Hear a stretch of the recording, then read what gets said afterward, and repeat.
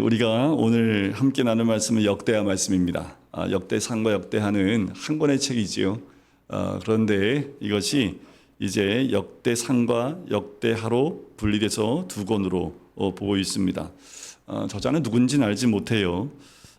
사무엘과 열왕기처럼 원래 분리되지 않은 한 권이라는 책, 그리고 역대하의 주제는 솔로몬의 성전을 통한 하나님의 섭리에 대한 메시지가 기록되어져 있습니다. 특별히 역대상은 다윗의 왕국의 역사성과 전통성을 부각하고 있다면, 역대하는 통일 왕국 말기에 솔로몬의 통치부터 시작해서 유대 왕국의 멸망까지의 역사를 기록하고 있습니다. 솔로몬의 영광스러운 성전을 시작해서 400여 년 이상이 지난 이후에 성전을 재건하라는 고레스의 칙령으로 끝나는 책이 역대하입니다. 또 역대상과 역대하는 포로에서 기환한 그 유대인들을 위해서 쓰여진 책이다라고 보시면 될 것 같아요. 그래서 역대하는 1장부터 9장까지가 솔로몬 성전 건축과 그 통치에 대한 부분을 좀 자세하게, 특별히 다른 성경책에 나와 있지 않을 만큼 솔로몬이 지은 성전에 대한 부분이 굉장히 자세하게 그려져 있습니다. 그래서 솔로몬 성전이 어떤가 하면 역대하를 보면 그 크기와 규모를 우리가 볼 수 있지요. 그리고 10장부터 36장 마지막 장까지는 유다 열왕들의 통치와 멸망에 대해서 보여주고 있습니다. 역대하를 잘 보면 이 시대가 어디로 가고 있는지도 짐작해 볼 수 있습니다. 결국 이스라엘 백성도 하나님 나라를 온전히 세우지 못해서 멸망 가운데 끝나는 것처럼 이 세상의 마지막도 하나님의 영광이 온전히 세워지지 못하고요, 죄악된 세상이 되어서 하나님의 심판으로 이 땅이 마무리가 됩니다. 하지만 그것이 멸망으로 끝나는 것이 아니라 하나님 나라의 온전한 회복으로 이 마지막은 끝나게 되는 거지요. 이스라엘의 역사를 통해서 이 세상의 마지막까지 볼 수 있는 책이 역대하 말씀이다 라고 보시면 되겠습니다. 열왕기 상과 하에 나와 있는 그 메시지도 비슷하지만 다른 점은 역대하, 역대상과 하는 성전과 제사장을 강조하고 있는 것이 좀 달라요. 그러니까 제사법, 그리고 하나님께 제사 드리는 장면, 성전, 이분이 더 강조되어 있다는 거지요. 그리고 성경 전체에서 가장 방대한 족보를 실은 책이 역대기 말씀이고, 그리고 특별히 건축과 성전 건축 과정을 집중적으로 기록하고 있다는 것, 그리고 아까 말씀드린 대로 고레스의 포로 귀한 칙령으로 끝나면서 하나님의 경륜의 역사가 계속 이어질 것이라는 새로운 빛이 비추어지는 책이 역대하 말씀이기도 합니다. 종교개혁을 단행한 선한 왕들의 업적을 크게 부각하고 있습니다. 열왕기 상과 하에 보면 북이스라엘과 남유다 왕을 왔다 갔다 하면서 다 적고 있어요. 그런데 역대기 말씀에는 정통 다윗의 후손들의 족보와 왕들만 언급되어져 있습니다.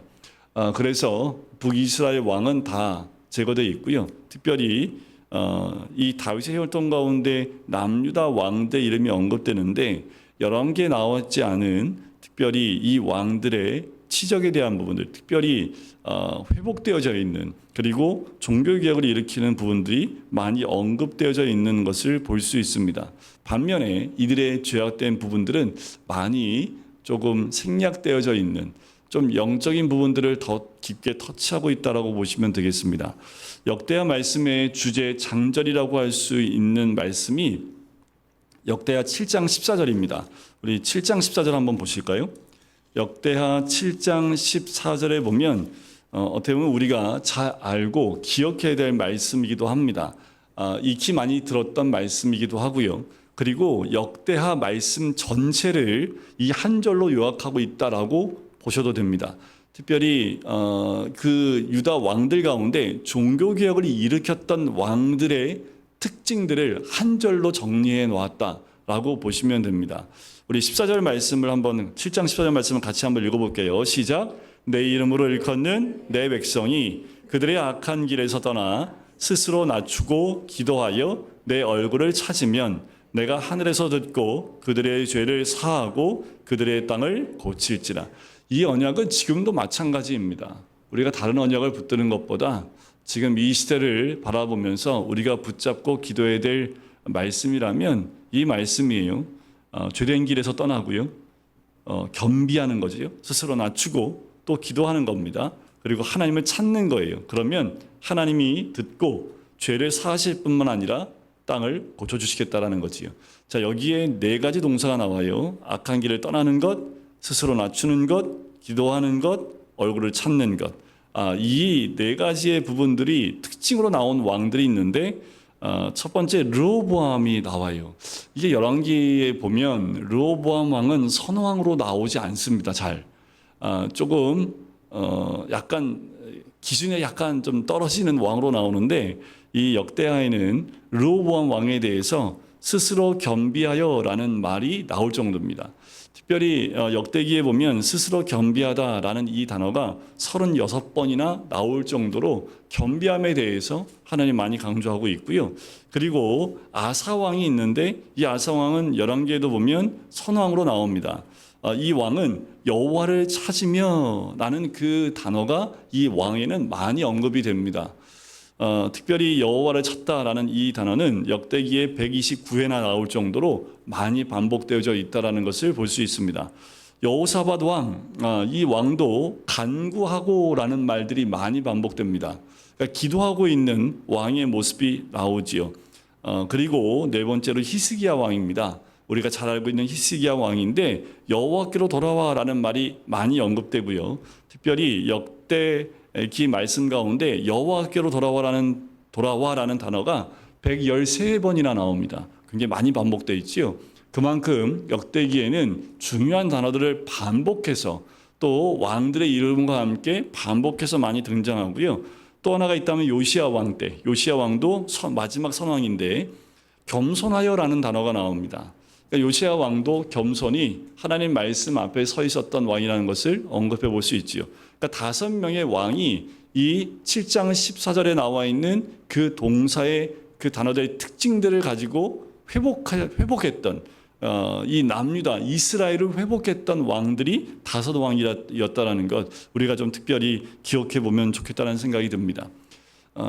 이스라엘의 신앙은 어떨까요? 지금도 ing일까요? 아니면 화석화된 것처럼 그냥 그렇게 기록되어 있는 이스라엘의 믿음일까요? 우리가 한번 평가해 볼 필요가 있겠지요. 이스라엘 예루살렘에 가면 특별히 세 지역으로 나눠져 있답니다. 이제 이슬람권에 있는 예루살렘 그리고 지금 유대교가 집권하고 있는 유대교가 있는 그 지역 그리고 유대인 가운데 기독교화돼서 예수 믿고 있는 기독교인들이 살고 있는 땅 그게 넓지는 않습니다. 그래서 예루살렘이 세 부분으로 나눠져 있는데 그것을 보면 여전히 희망은 있어요. 이스라엘은 하나님의 택한 백성이기 때문에 결국 돌아오게 돼 있습니다. 하나님 택한 백성을 그냥 본보기로만 딱 보여주고 끝나는 게 아니라 하나님은 이스라엘과 언약을 세우셨기 때문에 반드시 이스라엘은 주께로 돌아올 겁니다. 근데 중요한 것은 이스라엘만이 아니라는 거지요. 성경에 나와 있는 구약에 나와 있고 신약에 나와 있는 이스라엘은 모든 믿음의 사람들의 본보기가 되는 나라가 된 거지요. 그래서 이런 거예요. 그냥 이렇게 모든 사람들이 볼 수 있게 만들어 버린 겁니다. 그래서 이들의 치적, 모든 죄와 모든 잘했던 모든 것을 다 드러내서 모든 시대 사람들이 이스라엘 보면서 어우 저거 어떻게 야 저렇게 했구나 이스라엘이 하면서 보고 배우고 또 보면서 저런 나쁜 놈들 하면서 여러분들 예수님 죽였다고 여러분들이 그 십자군 전쟁 때 이 유대인들 엄청 많이 죽인 거 아시죠? 역사로 보면 역사에 많이 나와 있지 않은데 유대인들이 기독교를 싫어하는 이유가 있습니다. 기독교인들이 와갖고 유대인들 엄청 많이 죽였거든요. 그리고 독일 제2차 세계대전 때 많이 죽었잖아요. 그것을 독일이 한 것이 아니라 기독교인들이 했다라고 생각하는 유대인들이 있습니다. 수많은 유대인들 60만 명이 넘게 죽였잖아요. 히틀러가 그게 기독교인이 했다고 생각을 해요. 그래서 지금 굉장히 뿌리 깊게 기독교에 대한 반감을 갖고 있기도 합니다.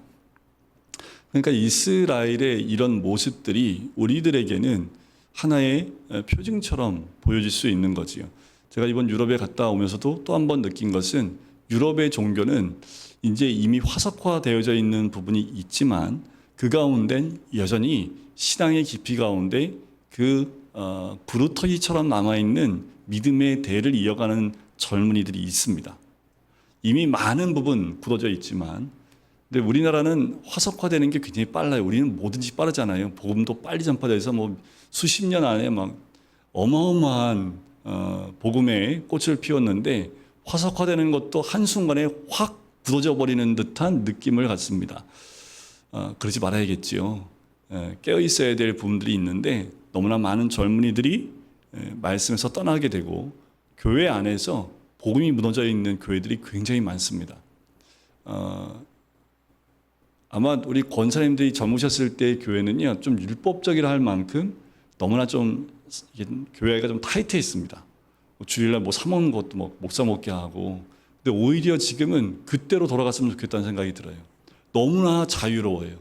하나님의 은혜를 얘기하면서 너무나 신앙이 자유로우니까 거룩과 정결까지 다 무너져 버리는 교회들이 굉장히 많습니다. 특별히 젊은이들이 모이는 모임 가운데 복음이 아닌 자유함을 너무 강조하고 하나님 은혜를 강조하다 보니까 하나님 말씀이 아닌 신앙의 자유만을 가지고 나가는 경향이 있지요. 이러다 보니까 거룩함이 상실되어지는 교회들이 많이 등장을 합니다.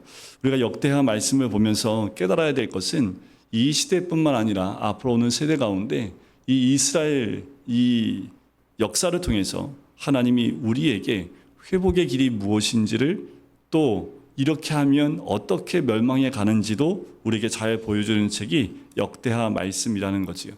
역대하 말씀이 우리나라 역사도 잘 모르는데, 우리나라 조선 왕도 잘 모르는데 우리가 이스라엘 왕들을 알아서 뭘 하겠어? 네, 그거 인정합니다. 네, 저는 목사니까 외우고 있긴 하지만 이름이 중요한 게 아니라요, 왕의 순서를 다 꿰고 있는 게 중요한 게 아니라 그 왕들을 통해서 주시는 하나님의 메시지만 기억하시면 돼요. 그러다 보면 자연스럽게 왕의 이름도 기억하게 돼요. 조선 왕의 이름은 잘 기억 못하는데 태정대세 문대세 이렇게 외우는데, 네, 이 성경을 읽다 보면 오히려 이제 이스라엘의 왕들이 더 친근하게 느껴지기도 합니다. 아유, 왜 그랬대? 왜 그랬어? 그때 그러지 말지 하면서 서로 이렇게 얘기하면서 성경을 읽으면 재밌는데, 그렇게 안 읽으면요 졸려요. 그러니까 말씀을 보면서 왜 그랬대 이 왕은, 그러면서 성경을 좀 읽어보시면 재밌습니다. 근데 솔로몬이 이제 성전 건축하는 그 내용이 나오는데 졸려요. 몇 큐빗 뭐 이거는 뭐 어떻게 하고 뭐 머릿속에 그려지지도 않아요. 그럴 때는 여러분들 이렇게 검색을 해보시면 솔로몬 성전 검색해 보시면 그림이 딱 나옵니다. 그림 딱 보시면서 읽어가시면 조금 덜 졸려요. 그래도 졸려요. 그러니까 오늘 뭐 제가 그 성전을 다 그려드리지 않습니다. 그건 다 스킵하고 넘어갑니다. 그 내용을 하나하나에서 하면 역대하 말씀을 한 2년 동안 봐도 다 못 끝내요. 그래서 뭐 책별로 가는 성경 공부이기 때문에 좀 빠르게 지나가 보도록 할게요. 자, 역대하 1장에 보면 솔로몬이 왕이 되고 난 다음에 제일 먼저 하는 일이 등장을 합니다. 1절에 보면 다윗의 아들 솔로몬의 왕위가 견고하여 가며 그의 하나님 여호와께서 그와 함께하사 심히 창대하게 하시니라. 역대하를 여는 말씀은 굉장히 축복의 말씀입니다. 하나님이 함께 하시는 자 창대케 된다라는 거지요. 그런데 하나님이 함께 하시면 창대케 됩니다. 그러면 우리는 뭘 상상해요? 그냥 무슨 사업을 해도 대박 나겠구나. 이게 아니에요. 창대케 된다라는 그 말은 내가 순간들이 일이 잘 풀리고, 그리고 막 하나님의 막 복이 쏟아져 내려와서 막 하는 것보다 잘 되고, 이런 개념으로 보지 마시고 영적인 개념이 더 크다라는 거예요. 하나님이 나와 함께 하시는 것 자체가 내 영이 창대케 되는 겁니다. 그럼 제가 끝에 이 말도 붙죠. 그러면 하나님이 복 안 주시겠어요? 복 주시지요. 그런데 이게 거꾸로 되면 안 된다는 거예요. 반대로 되면 안 돼요. 우리는 항상 복을 생각하면서 하나님이 함께 하시는데, 이렇게 가기 때문에 이게 순서가 바뀐 거예요. 그래서 오죽하면 예수님이 산상복음 가운데 너희는 먼저 뭐부터 구하라고요? 그의 나라와 그의 의를 구하라. 그리하면 이 모든 것을, 근데 우리는 꼭 뭐예요? 이 모든 것을 먼저 주시면, 그러면 그의 나라와 그의 의를 구하겠다. 이게 거꾸로 되니까 이게 복이 안 오는 거예요. 그래서 우리가 구해야 될 90%는 뭐예요? 그의 나라와 그의 의입니다. 그럼 10%는요, 자연히 하나님 주시는 복으로 따라오는 거예요. 이걸 거꾸로 하니까 모든 게 신앙이 거꾸로 돼요. 그러니까 우리가 이 땅 가운데 잘 먹고 잘 사는 게 목표가 되시면 안 돼요. 그러면 자연스럽게 잘 먹고 잘 살게 됩니다. 이게 참 어려운데 근데 잘 먹고 잘 사는 게 중요한 게 아닙니다. 이 시대는요, 우리의 신앙이 하나님이 함께하는 신앙이냐 아니냐가 중요한 거지요. 자, 솔로몬이 왕위가 견고하게 됐어요. 창대하게 됐습니다. 자, 그가 이렇게 왕위가 견고해지자마자 제일 먼저 했던 것, 솔로몬이 얼마나 지혜로운 사람인지 3절에 보면 기브온 산당에 갔어요. 하나님의 회 맡고 여호와의 종 모세가 광야에서 지은 것이 거기에 있어서 그 앞에 가지요. 그래서 뭘 했습니까? 6절에 보니까 회막 앞에 있는 노제단에 솔로몬이 이르러 거기에 모은 번제를 드려요. 1000마리 희생으로 번제를 드렸더라. 정확한 겁니다. 1000마리에, 그러니까 1000이라는 그 말, 1000, 여러분들 우리나라에서도 많다라고 했을 때 숫자를 어떤 숫자를 써야지 많다라는 느낌이 있습니까? 이 전통적으로 내려오는 건데 이 유대인들은요 1000하면 숫자 개념 하나 둘 숫자 개념이 아니라요 어마어마하게 많다, 정성을 다했다, 힘을 다 쏟았다, 모든 걸 다 쏟아 부었다라는 의미를 갖고 있는 것이 1000의 의미입니다. 근데 우리는 뭘 좋아해요? 세는 걸 좋아해요. 받은 복을 세어보아라. 이거 오죽하면 그런 찬양까지 만들어야 받은 복을 세어보아라. 그 의미는 뭐예요? 한도 끝도 없는 은혜를 받았다는 의미로 세보라는 얘기지 진짜 세보라는 얘기 아니잖아요. 우리 세보면 딱 손가락 5개 들어가지요. 받은 복 세봤더니 하나 둘 셋 없는데 이러고 마는데, 그러니까 우리가 복을 셀 방법이, 복을 세는 기준이 다 달라서 그래요. 자, 여기서 1000마리 1000마리란 희생을 번제로 드렸다는 건 뭐예요? 정성을 다해서 할 수 있는 모든 정성을 다하여 드린 번제다라는 그 의미입니다. 그러니까 어떻게 예배드렸다라는 거예요? 자기가 할 수 있는 최선을 다해서 최고의 예배를 드렸다라는 거예요. 하나님 앞에 나아갈 때 하나님 복 주시겠어요? 안 주시겠어요?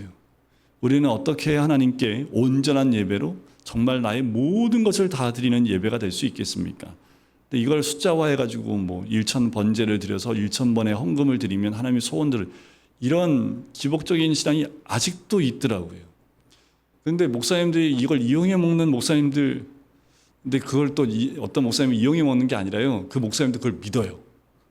그래서 1000 번제 드려요. 그럼 그 교회에서는 역사가 일어날까 안 일어날까요? 제가 믿음이 약해서 저는 1000 번 헌금을 드리라는 말을 못하겠어요.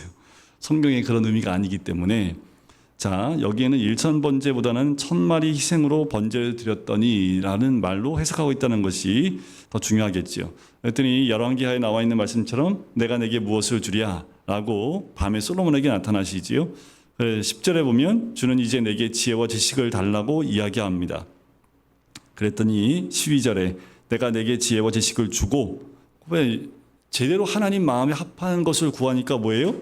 부와 재물과 영광은 그냥 따라오는 거예요. 그러니까 여러분들 구하는 것도 앞뒤를 바꿔서 구하지 말고요. 하나님 마음에 합한 것을 구하십시오. 그러면 우리가 원하는 이 부와 재물은요, 하나님 덤으로 주시는 거예요. 근데 이 덤으로 주시는 것을 반대로 하다 보니까 하나님의 마음에 합한 기도를 우리가 잘 못 드리는 거지요. 13절 이에 솔로몬이 기브온 산당 회막 앞에서부터 예루살렘으로 돌아와 이스라엘을 다스렸더라. 여기까지였으면 딱 좋겠어요. 그런데 그 다음 14절부터는 솔로몬이 벌써 무너지기 시작을 합니다. 솔로몬이 뭐예요? 병거와 마병을 모아요. 율법에 하지 말라는 것을 하기 시작합니다. 병거가 1400대요. 마병이 22,000명이라 병거성에 두고 예루살렘의 왕에게도 두었으며, 또 뭘 많이 갖고 있어요? 은금을 얼마나 많은지 길거리의 돌같이 흔하게 여겼습니다. 16절 솔로몬의 말들은 어디서요? 애굽과 구해에서 사들였으니 왕의 무역상들이 때로 값을 정하여 산 것이며, 이미 하나님은 말을 많이 두지 말라라고 말씀입니다. 마병을. 그런데 솔로몬이 그런 막강한 힘을 얻었음에도 불구하고 이것을 유지하기 위해서 병거와 그리고 마병을 두기 시작을 합니다. 하나님이 금지했던 거지요. 그러니까 솔로몬이 하나님께 온전한 예배를 드렸지만 그의 삶에서는 말씀이 없는 거예요. 이게 굉장히 중요한데, 하나님을 향한 온전한 마음이 있었는데 말씀이 없으니까 어떻게 해요? 말씀에서부터 점점 멀어지기 시작합니다. 그리고 아내를 많이 두는 솔로몬을 볼 수 있지요. 자, 이렇게 솔로몬의 무너지는 장면이 조금 나오고 2장부터는 솔로몬이 성전 건축을 준비하는 과정이 나옵니다. 2장 1절에 보면 솔로몬이 여호와의 이름을 위하여 성전을 건축하고 자기 왕위를 위하여 궁궐 건축하기를 결심하게 되지요. 그래서 다윗 때부터 준비한 그 주변에 이 성전을 짓기 위해서 도와줄 사람을 다 다윗이 이미 준비해 놨지요. 그래서 3절에 보면 두로왕 후람에게 보내서 건축에 필요한 것들을 그 나무들을 가지고 오게 합니다. 6절에 보면 누가 능히 하나님을 위하여 성전을 건축하리요 하늘과 하늘들의 하늘이라도 주를 용납하지 못하겠거든 내가 누구이기에 어찌 능히 그를 위하여 성전을 건축하리요 그 앞에 분향하려 할 따름이니라. 성전의 정확한 의미이지요. 이 내용을 스데반이 설교할 때 이 내용을 얘기했다가 돌에 맞아 죽습니다. 정확하게 솔로몬이 성전 건축할 때 성전이 어떤 것인지 이야기하고 있는데 유대인들이 스데반이 이 얘기를 했을 때는 뭘로 느껴지는 거예요? 성전을 모독했다라는 거지요. 왜 성전을 그렇게 중요하게 생각했냐면 성전에 하나님의 임재가 있다고 생각했기 때문에 성전을 그렇게 홀대하는 것은 누구를 홀대하는 거예요? 하나님을. 그래서 성전과 하나님을 거의 동급으로 만들어놨기 때문에 유대인들에게는 성전 중심의 신앙이 무너지게 되면 다 무너집니다. 그러니까 그 스데반이 이것에 대해서 얘기했을 때 이들이 귀를 막을 수밖에 없었던 이유가 거기에 있는 거지요. 하지만 성전과 하나님은 동일할 수 없습니다. 성전은 건물이기 때문에 거기 하나님이 계시지 않죠. 거기 어떻게 하나님이 계세요? 여기도 솔로몬 얘기하잖아요. 하늘과 하늘들의 하늘이라도 주를 용납하지 못하겠거든 어떻게 이 건물 안에 하나님을 용납할 수 있겠습니까? 단지 그냥 분향할 따름이다라는 거지요. 그래서 7절에 이제 청하건대 금은동 철로 제조하며 자색 홍색 청색실로 해서 사람들로 그 재주를 가지고 예루살렘에서 준비한 나의 재주 있는 사람들과 함께 일하게 하고 그래서 성전을 건축할 준비를 해 나가는 장면이지요. 17절에 보면 전에 솔로몬의 아들 솔로몬의 아버지 다윗이 이스라엘 땅에 사는 이방 사람들을 조사하였더니 이제 솔로몬이 다시 조사함에 모두 15만 3,600명이라 그 중에서 7만은 짐꾼이 되게 하였고 8만 명은 산에서 어마어마하죠. 성전 건축하기 위해 준비하는 인원수가요 어마어마합니다. 3장은 드디어 성전을 건축하는데 건축 장소가 나옵니다. 이게 이제 하나님이 계획하시고 하나님의 언약을 따라갔다라는 것을 짐작할 수 있도록 딱 한 절로 설명을 합니다. 3장 1절입니다. 솔로몬이 예루살렘 모리아 산, 모리아 하니까 여러분들 기억나시죠? 아브라함이 이삭을 바치기 위해서 갔던 모리아의 한 산, 그 산이 예루살렘의 성전이 건축된 그곳이라는 거지요. 모리아산에 여호와의 전 건축하기를 시작하니 그곳은 전에 여호와께서 그의 아버지 다윗에게 나타나신 곳이요 여부스 사람 오르난의 타작마당에 다윗이 정한 곳이라. 오르난의 타작마당이 거기에 성전이 세워졌다라는 것을 알 수 있습니다. 이 오르난의 타작마당은 사무엘하 24장에 보면 아리우나 타작마당이라고도 이야기가 되어져 있습니다. 그러니까 이삭을 번제로 드리려 했던 모리아산, 그 모리아산에서 어떤 일이 일어날지 보여주는 것이 아리우나 타작마당이고요. 그건 속죄 의미가 되겠죠. 또 예루살렘 성전이 건축되면서 속죄를 통해 예배가 회복되어지는 것을 보여주는 것이기 때문에 이것은 예배의 회복도 우리에게 이야기합니다. 속죄 의미와 예배의 의미가 함께 있는 것이라는 것을 1절에서 우리에게 알려주고 있습니다. 솔로몬이 왕위에 오른 지 넷째 해 둘째 날 건축이 시작하게 되지요. 자, 건축 시작되고 건축 진행 과정들은 좀 생략을 하겠습니다. 또 4장에 가면 성전 기구가 우리에게 소개가 되고 있는데 1절에 보면 솔로몬이 또 노수로 제단을 만들지요. 길이가 20규빗, 너비가 20규빗, 높이가 10규빗입니다. 또 노술 부어 바다를 만들었으니, 근데 바다는 성막 가운데 있지 않은 성전 기구입니다. 바다라는 이 부분은 회막 안에서는 있지 않았습니다. 자, 바다를 만들어요. 지름이 10규빗이요 그 모양이 둥글며 그 높이는 5규빗이요 주위는 30규빗 길이의 줄을 둘을 만하며 라는 거지요. 자, 이 크기는요 직경이 4.5m, 깊이가 2.28m. 그러니까 어마어마히 제 키보다 이게 높이가 바다 크기가요 높이가 이만큼 제가 지금 180이니까 한 이렇게 손을 피면 이 정도 높이예요. 깊이가. 그리고 거기에 들어가는 그 용량 규모가 300배럴 어느 정도인지 짐작이 안 나요. 어마어마한 큰 거지요.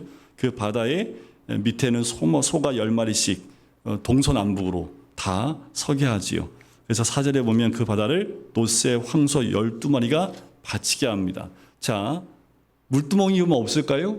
자, 그런데 6절에 보니까 물두멍 10개를 만들어서 5개는 오른쪽 두고 5개는 왼쪽에 두어 씻게 하되 번제에 속한 물건을 거기서 씻게 하였으며 그 바다는 제사장들이 씻기 위하는 것이라. 좀 달라졌어요.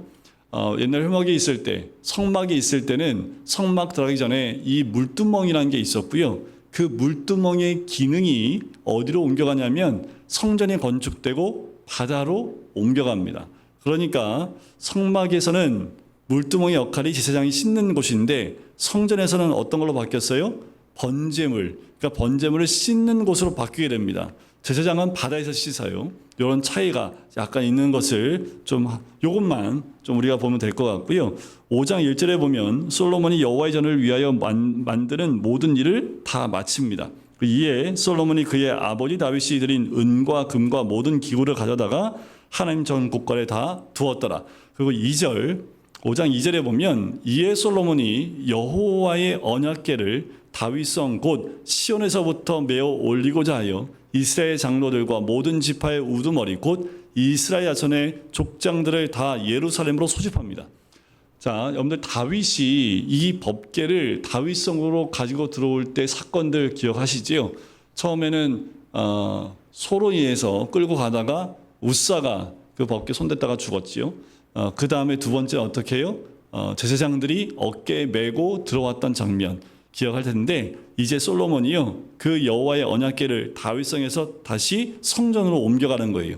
3절에 보면 7째 달 절기에 이스라엘 모든 사람이 다 왕에게로 모이게 됩니다. 그러니까 7월 절기에 법궤를 옮겼다라고 우리는 알 수 있겠지요. 그래서 10절에 보면 궤 안에는 두 돌판 외에 아무것도 없으니 이것은 이스라엘 자손이 애굽에서 나온 후 여호와께서 그들과 언약을 세우실 때에 모세가 호렙에서 그 안에 넣은 것이더라라는 거지요. 그래서 법궤 안에 뭐밖에 없어요? 두 돌판 외에는 없다라고 하는데 신약에 보면 이 두 돌판 외에 쌍난 지팡이하고 그리고 한 개 더 있죠.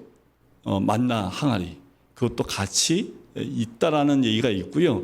법궤만 있었고 법궤 안에 이 두 돌판이만 있었고 법궤 바깥에 쌍난 지팡이와 그리고 만날 넣은 그 항아리가 밖에 있었다라고 이야기하기도 합니다. 하지만 오늘 성경에는 두 돌판 외에는 아무것도 없다고 나오지요.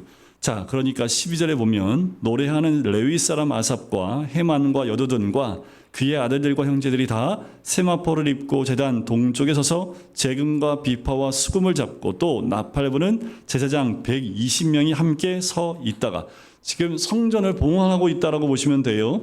나팔 부는 자와 노래하는 자들이 일제히 소리를 내어 여호와를 찬송하며 감사하는데 나팔 불고 재금 치고 모든 악기를 울리며 소리를 높여 여호와를 찬송하여 이르되 선하시도다 그의 자비하심이 영원히 있도다 하며 그때에 여호와의 전에 구름이 가득한지라. 하나님의 영광이 임재하는 모습이 구름이 가득한 것으로 설명하지요. 이 모습은 성막을 완공했을 때의 모습과 동일합니다. 그러니까 지금 하나님이 이 성전을 받으셨다는 거 아니에요. 그죠? 받으셨다는 얘기지요. 그리고 그것에 임재하고 계신 모습을 보여주고 있지요. 14절 제사장들이 그 구름으로 말미암아 능히 서서 섬기지 못하였으니 이는 여호와의 영광이 하나님의 전에 가득함이었더라라는 거지요. 온전한 예배, 온전한 헌신 가운데 나갈 때 하나님이 그 성전 가운데 임재하는 모습을 보여줍니다. 성전이요 새로 졌으니까 하나님이 새 집에 들어오신 게 아니라는 거예요. 그런 의미가 아니라 온전한 이제 하나님의 성전 가운데 온전한 예배 가운데 나오는 그들의 찬양과 예배 가운데 임재하시는 하나님의 모습을 보여주고 있는 거지요. 이제 임재했으니까 성전에서 떠나지 않으세요? 아니지요. 그렇지 않아요. 하나님은 성전 가운데 계시는 분이 아니라 예배 가운데 임재하시는 분입니다. 그래서 교회 예배당이 성전이 되어지는 것은 예배할 때에 우리가 온전한 예배로 나갈 때 하나님의 영이 함께할 때 이것은 성전이 됩니다. 그리고 우리가 돌아가면 이건 예배당일 뿐인 거지요. 자, 그러면서 6장에 가면 솔로몬의 축복문이 나옵니다. 1절에 보면 여호와께서 캄캄한데 계시겠다 말씀하셨사오나, 여기서 캄캄한이라는 그 말은요, 뭐 하나님이 깜깜한데 계세요, 네, 그런 의미가 아니라 이것은 빽빽한 구름을 뜻합니다. 그러니까 구름이 임재가 꽉 있으니까 그것이 마치 캄캄한데 계시겠다 말씀하셨사오나 빽빽한 구름 가운데 계신다라는 거지요. 예전에 하나님께서 모세에게 하신 말씀을 염두에 두고 하는 말이다라고 보시면 됩니다. 그래서 솔로몬이 10절에 보면 이렇게 얘기를 해요. 이제 여호와께서 말씀하신 대로 이루셨도다. 내가 여호와께서 말씀하신 대로 내 아버지 다윗을 대신하여 일어나 이스라엘 왕위에 앉고 이스라엘 하나님 여호와 이름을 위하여 성전을 건축했다라는 거지요. 자, 자기가 임의대로 한 것이 아니라 여호와 하나님 말씀하신 대로 이루셨다라고 하는 거지요. 그나마 이 성전을 건축할 때 솔로몬의 모습은 어때요? 여호와의 말씀을 그대로 따라서 그 말씀하신 대로 이루셨다라는 거지요.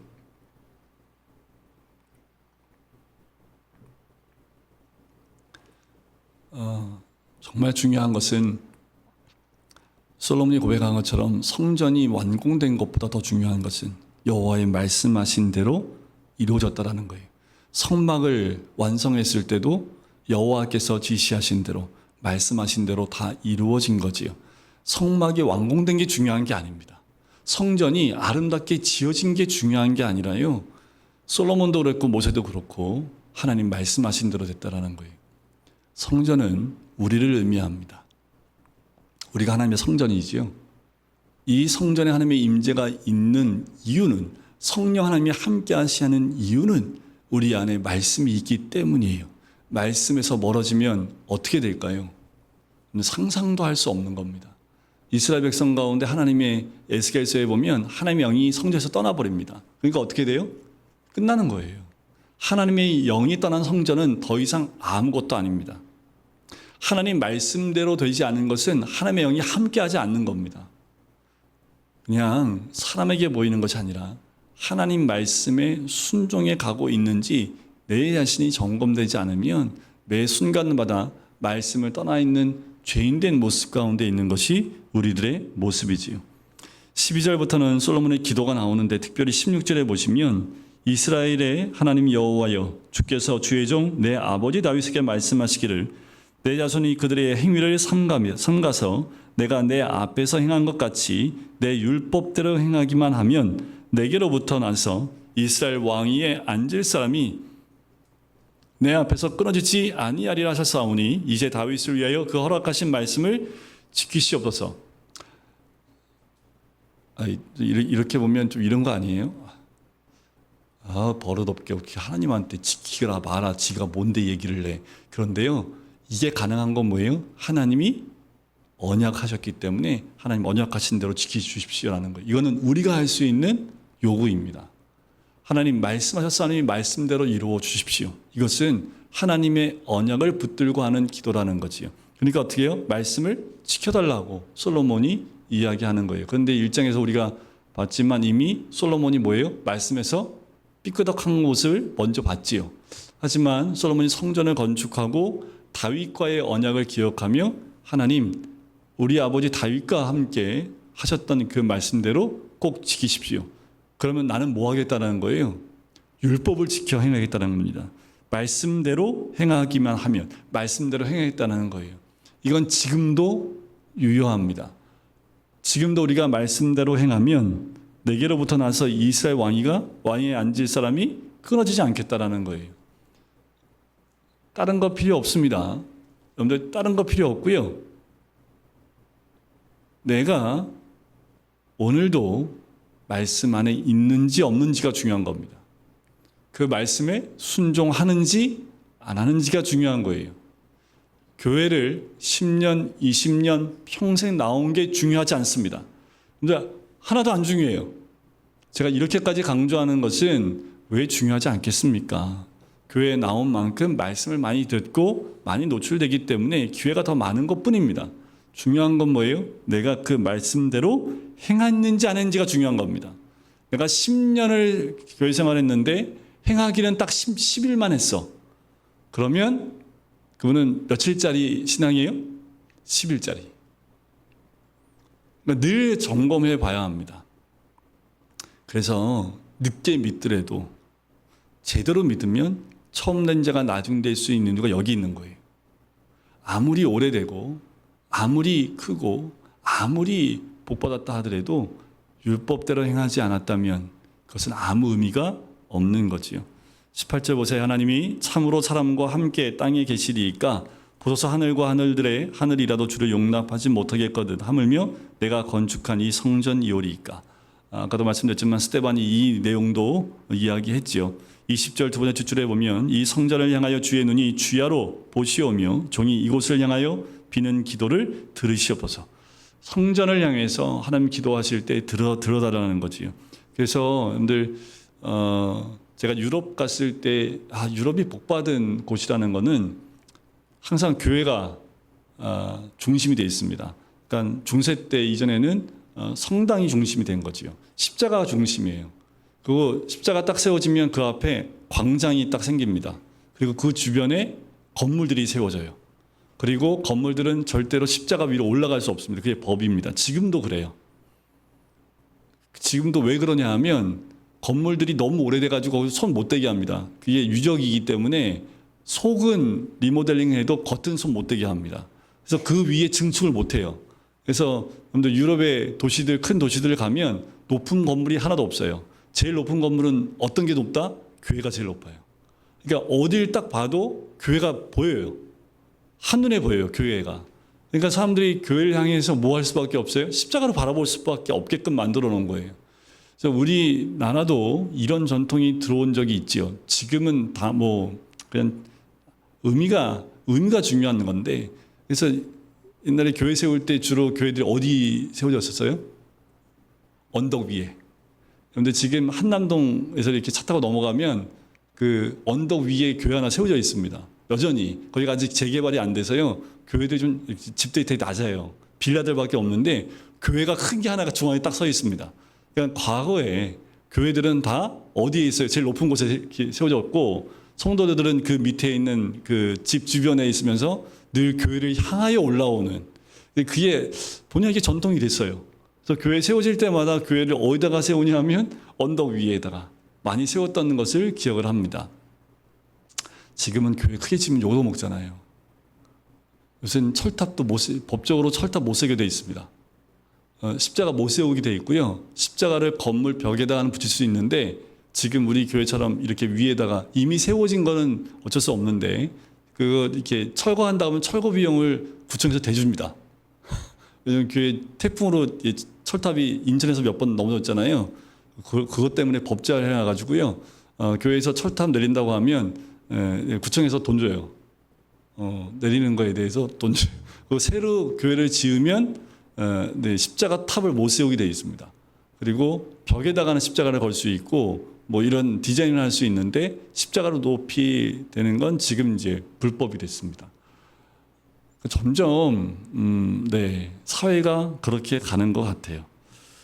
그래서 여호와의 성전을 향해서 이게 뭔 의미가 있겠습니까? 근데 옛날에는요, 이 시어머니 때문에 시장생활 잘 못했던 며느리들이 교회는 못 나가고 십자가를 향해서 눈물을 흘리며 기도했던 그 시절이 있잖아요. 60년대, 70년대, 80년대. 근데 하나님이 그 기도를 들으신다니까요. 지금은요. 지금은 안 들어주세요. 왜 그런지 아세요? 나올 수 있으니까. 나올 수 있는데 집에서 십자가만 보고 기도한다. 이거는 하나님이 안 들어주십니다. 과거에 나올 수 없는 상황 가운데 어쩔 수 없어서 십자가가 보이면 십자가를 바라보고 기도하는 거 하나님이 들으십니다. 근데 지금은요. 얼마든지 나올 수 있거든요. 그런데 나온 게 귀찮아가지고 집에서 십자가 보고 기도하는 하나님이 안 들어주세요. 네, 착각하시면 안 됩니다. 자, 21절 주의 종과 그의 백성 이스라엘이 이곳을 향하여 기도할 때, 자, 그리고 22절 끝에 이 성전에 있는 주의 제단 앞에서 맹세하거든. 24절 끝에 이 성전에서 주께 빌며 간구하거든. 성전 중심의 신앙이 여기서 세워진 거예요. 그러니까 유대인들이 그래서 성전을 향하여, 디아스포라된 그들이 성전을 향하여 기도하는 모습들, 그리고 성전에 와 주의 제단 앞에서 맹세하고 기도하는 것, 그리고 성전에서 간구하는 것들, 이런 것들이 전통적으로 처음에는 이것이 기본이었고 이게 신앙이었습니다. 그런데 이게 뭐가 빠진 걸까요? 겉모습만 남고 알맹이가 다 빠져버린 거예요. 이게 이제 전통이 되는 거지요. 신앙이 전통이 되어지면 의미는 사라지고 껍데기만 남습니다. 그래서 껍데기를 중요하게 생각하고 그 알맹이는 다 사라져버리는 거지요. 근데 이게 굉장히 무서운 신앙입니다. 이게 화석화된 신앙이 될 가능성이 굉장히 높은 거지요. 이스라엘 민족이 그렇게 된 거지요. 자, 26절부터 되게 중요한데, 만일 그들이 주께 범죄함으로 말미암아 하늘이 닫히고 비가 내리지 않는 주의 벌을 받을 때에 이곳을 향하여 빌며 주의 이름을 인정하고 그들의 죄에서 떠나거든 주께서는 하늘에서 들으사 주의 종들과 주의 백성 이스라엘의 죄를 사하시고 그 마땅히 행할 선한 길을 가르쳐 주시오며 주의 백성에게 기업으로 주신 땅, 그 주의 땅에 비를 내리시옵소서. 강릉 땅을 보면서 안타깝더라고요. 기후제 드리고 비 왔더니 기후제 드려갖고 비 왔다고. 하나님께 향하여 빌리는데 중요한 건 뭐예요? 죄에서 떠나는 거예요. 뭐 그러면 강릉만 죄가 많아요? 그렇진 않겠지요. 그런데 그렇게 바닥이 드러날 만큼 물이 없다는 것은 우리나라에서 그 지역만.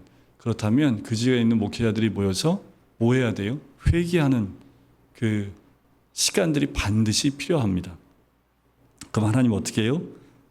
선한 길을 가르쳐 주시고 또 비도 내려주신다라는 거지요. 28절, 만일 이 땅에 기근이나 전염병이 있거나 곡식이 시들거나 깐부기가 나거나 메뚜기나 황충이 나거나 적국이 와서 성읍들을 에워싸거나 무슨 재앙이나 무슨 질병이 있거나를 막론하고 한 사람이나 혹 주의 온 백성 이스라엘이 다 각각 자기의 마음에 재앙과 고통을 깨닫고 이 성전을 향하여 손을 펴고 무슨 기도나 무슨 간구를 하거든 그러면 주는 계신 곳 하늘에서 들으시며 사유하시되 각 사람의 마음을 아시오니 그의 모든 행위대로 갚으시옵소서. 주만 홀로 사람의 마음을 아심이니이다. 그리하시면 그들이 주께서 우리 조상들에게 주신 땅에서 사는 동안에 항상 주를 경외하며 주의 길로 걸어가리이다. 굉장히 중요한 말씀이죠. 솔로몬의 이 기도처럼 우리가 회복해야 될 부분들이 바로 이런 부분들입니다. 시대는 여러분들 제가 이번에 유럽 갔을 때 사회주의 국가와 그리고 기독교 국가가 국경이 딱 넘어가는 순간 색깔이 달라지더라고요. 완전 색깔이 다르고요. 제가 이제 몸살이 났던 것이 그 나라 들어가면서 제가 영이 좀 딸려가지고 딱 눌리는. 그러니까 딱 자연 환경이요. 똑같은데 색깔이 달라져요. 그러니까 색깔이 좀 어두워지기 시작하고 회색빛으로 딱 넘어갑니다. 그런데 독일 땅은요. 굉장히 풍요롭고요. 푸르르고요. 그런데 이제 다른 나라로 딱 넘어서 사회주의 국가로 딱 들어가는 순간에 그 모든 것들이 바뀌기 시작하고요. 색깔들이 다 달라져요.